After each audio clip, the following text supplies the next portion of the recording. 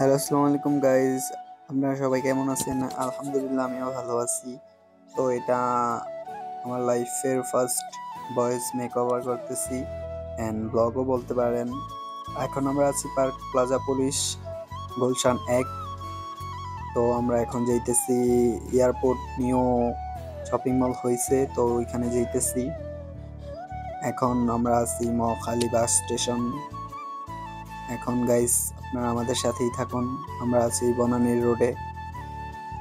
So দেখতে থাকেন, আমরা যাইতেছি। আমাদের আশেপাশের ভিউ অনেক সুন্দর ছিল, এখন আমরা যাইতেছি। তো এভরিওয়ান, আপনারা আমাদের সাথেই থাকুন, দেখতে থাকেন। এখনই আমরা এয়ারপোর্ট ঢুকে যাব। সো আমরা এয়ারপোর্ট ঢুকে গেছি অ্যান্ড ওই সামনেই দেখতে পারতেছেন ওটার গেট, শপিং মলের গেট। সামনের ভিউটা অনেক জোস ছিল। সো এটা এখনো ওপেনিং করা হয়নি, ফুললি রেডি করতেছিল, এখনই ওপেনিং করবে। আর 2-3 দিনের মতো ফুললি ওপেনিং হয়ে যাবে।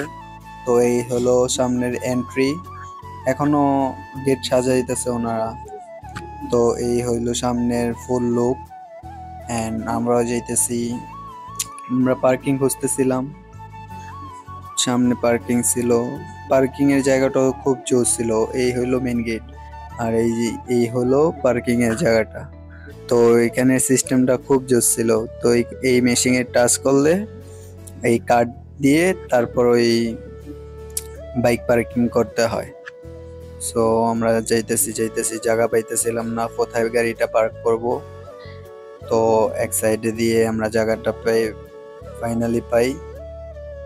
তো আমরা দেখতেছি কোথায় কোথায় পার্ক করা যায়, তারপর গাড়িটা রেখে এসে আমরা গেট দিয়ে ঢুকতেছি। কত সুন্দর একটা interface, just wow! Like seriously কত সুন্দর। সামনের দিকটা এখনো ফুললি ওপেনিংই হয়নি, কত সুন্দর।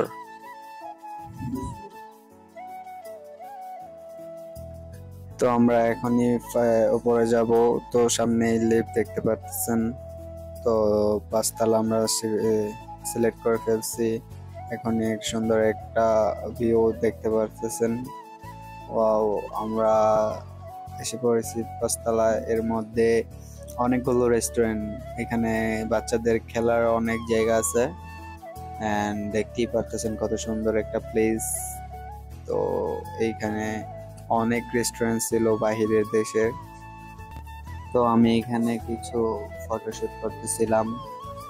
তো এইখানের প্লেসটা অনেক সুন্দর ছিল, আশেপাশের প্লেসটাও দেখার মতো ছিল। এখানে আমরা খুঁজতেছি বসার জায়গা, কিন্তু সব জায়গায় ভিড় ছিল, কোথাও স্পেস ছিল না। প্রথমেই আমরা কিটক্যাট শেক অ্যান্ড অরেঞ্জ শেকটা সিলেক্ট করে নেই।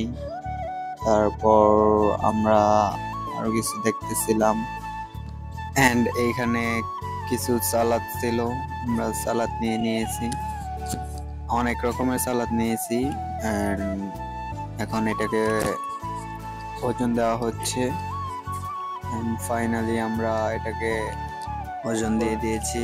সো এটাকে নিয়ে আমরা আরেকটা রেস্টুরেন্ট গেলাম। তো এইখানে থাই নুডলস ছিল, তো এইখান থেকেও আমরা একটা থাই নুডলস নিয়ে নেই, বিফ থাই। অ্যান্ড ফাইনালি আমরা সবকিছু নিয়ে এসে বসলাম। ফার্স্টেই ট্রাই করব আমরা এই বিফ থাই নুডলসটা। এটা এত কড়া ছিল, জাস্ট অনেক স্পাইস ছিল অ্যান্ড আমাদের খাবারের মেনুতে এগুলা ছিল অ্যান্ড আমাদের বিদায়ের পালা।